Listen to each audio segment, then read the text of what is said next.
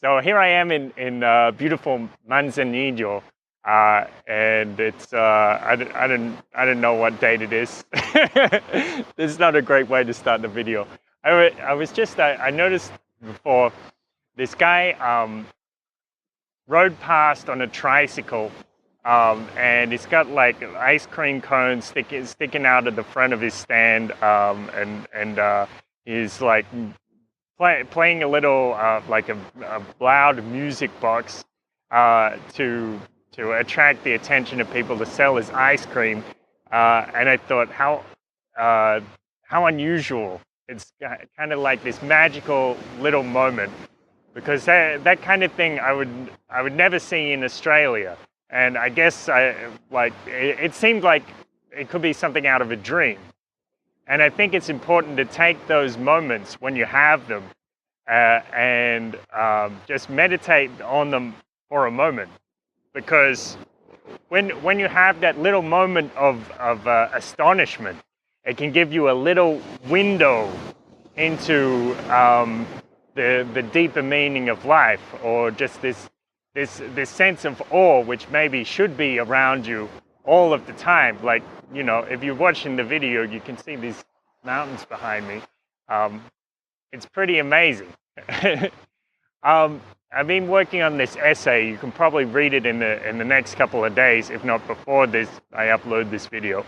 But this is some ideas I've been that have been rolling around in my mind. ¿Cómo? No, gracias. Just selling donuts. And here's the thing. So I noticed that a lot of people who consider themselves scientifically minded, a lot of them will have the idea that extraterrestrial life, extraterrestrial intelligence is possible, very possible, if not even likely. But the thing is, when you present them something which could be evidence, which might present this opportunity to know something about these extraterrestrial life forms. So, for example, there's an unusual structure on Cydonia on Mars, which is sometimes known as the face on Mars, because in some pictures, yeah, it kind of does look like a face. But the fact is, this structure has a high level of symmetry, which may suggest artificiality. That is, it may suggest that it's not just, you know, from random wind blowing across the Martian surface, but it comes from somebody designing it. Or as another example, UFOs. Of course, there's a lot of evidence of UFOs, a lot of evidence that gets quickly dismissed. So, for example, there's the book from Leslie Kean, UFOs, I think it's called Militaries and Generals Go on the Record, something like that. I'll put the link in the description. And it goes through about 10 or 20, 30 different people, trained professionals, who know what's going on in the skies, pilots, commercial and military, and they describe what they've seen, and how it doesn't really come together with what they expect to see in the skies. And of course, the extraterrestrial hypothesis is one possible explanation for that. But then the other thing is, so you have this organization called SETI, the Search for Extraterrestrial Intelligence, and they're up there. They're pointing their satellite dishes up into the sky, trying to pick up some radio waves. And of course, people have made this analogy, like if you imagine this Native American in the desert, and he's looking out into the distance to try and see who is sending him smoke signals. There's nobody sending him smoke signals. Nobody fucking sends smoke signals. So it's very improbable that extraterrestrial intelligence would use a similar method of communication, such as radio.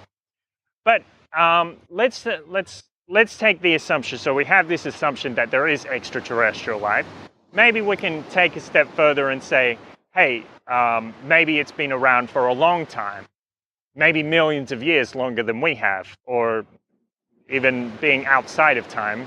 if that's something, a thought you're willing to consider, then they probably have this technology perhaps much beyond what we can even imagine. But say this, what if there's a kind of intelligence out there which is learned not just to control radio waves or microwaves or light waves or anything like that? What if they've actually found a way to hack consciousness? They've analyzed consciousness, discovered what it is, and they know how to manipulate it, or they know how to work with it in a similar way that we would work with electricity or radio waves, using it to, well, perhaps even to communicate. Now, I like to make this analogy. Say that there's, you put your television to a dead station, and so there's nobody transmitting to that. Now, your television is letting off these electromagnetic frequencies, those faint ones. You're just seeing snow on the television. But imagine if there's someone, some blocks away or some miles away who could somehow point a device at your television, see the electromagnetic waves or the waves that your television is emitting, and know which channel you're watching. And when they do that, they start transmitting directly to that channel. That's probably something that's even possible with our level of technology. But what if you could put your brain or your mind in a state like that, that's tuned to a dead channel? And because your mind is conscious, your mind is innately active. Being conscious is a kind of activity. It's at the same time as just being conscious and in a kind of blank slate, like in a kind of meditation. It's beaming out this signal saying, hey, I am.